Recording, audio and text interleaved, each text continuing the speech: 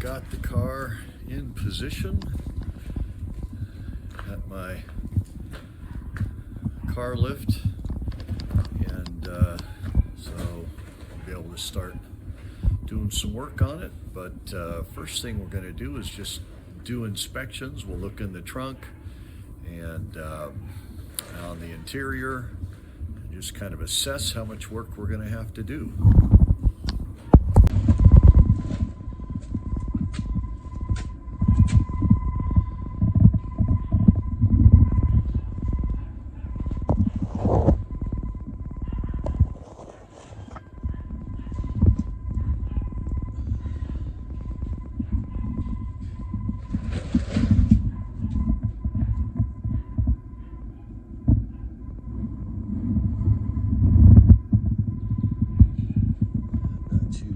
Most of the interior's intact. Headliner is definitely in bad shape. We'll get all this interior pulled out and see what the floor pans look like. Let's move on to the trunk. Alright, well, we got the stuff pulled out of the trunk, and we definitely have got some body cancer in this puppy. I don't know if you can see that, but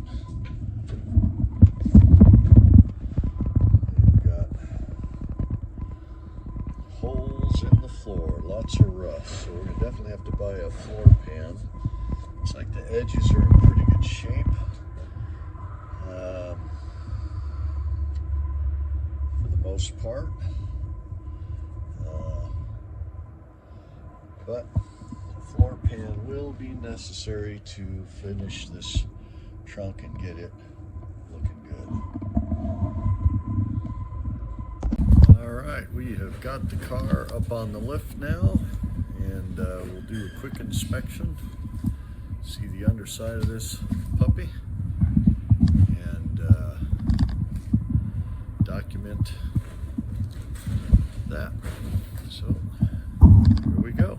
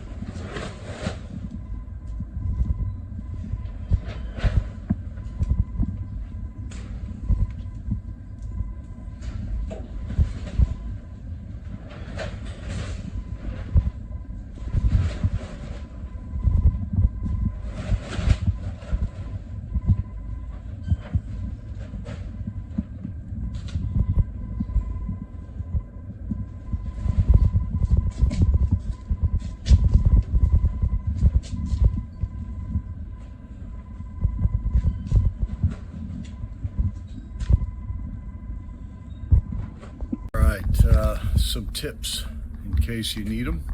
If you are restoring an old vehicle like mine, it hasn't been worked on in 40 plus years.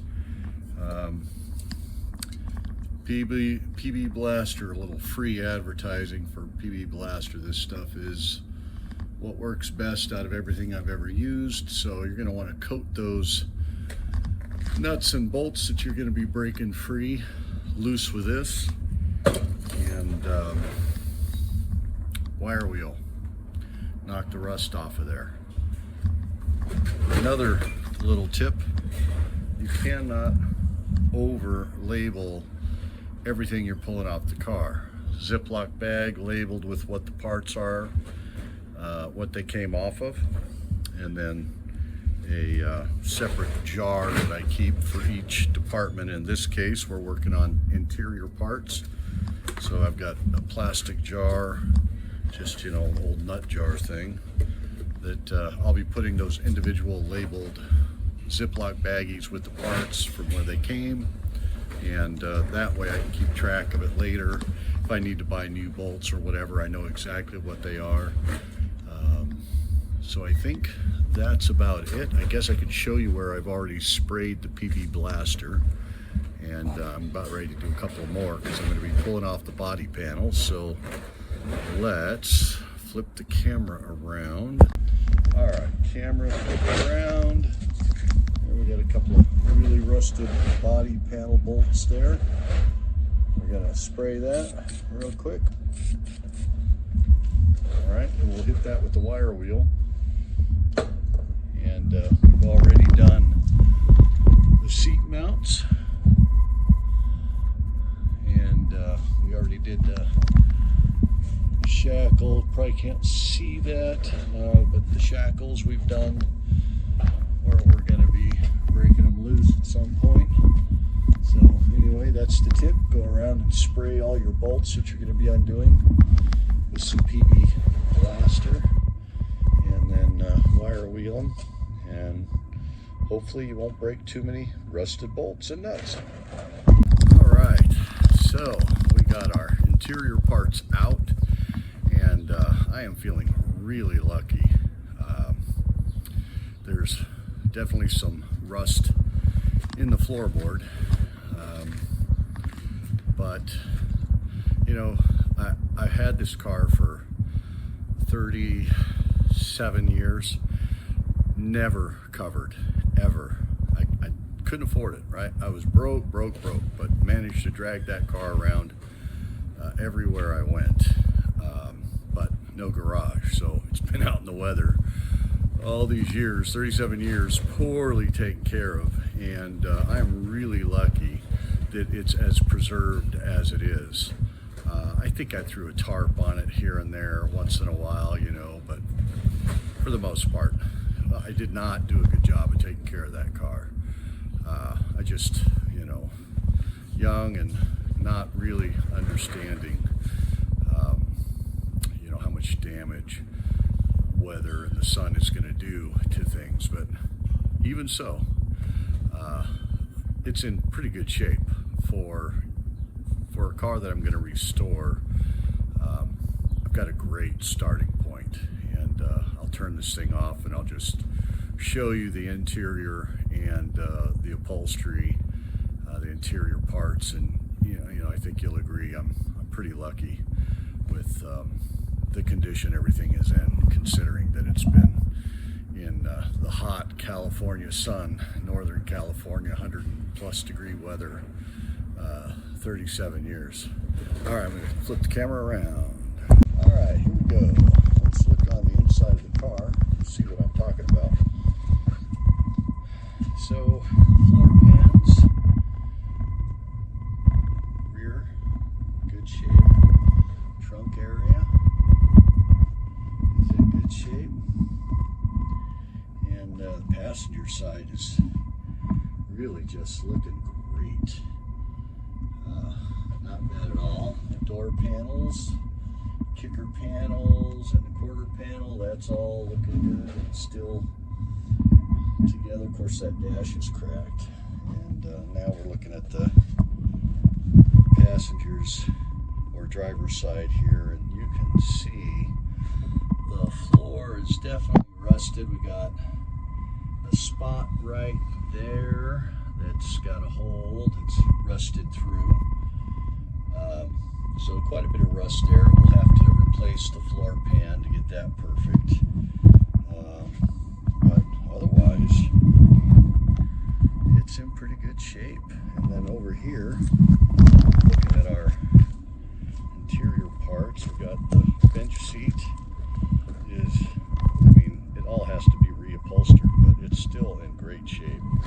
And so that's good.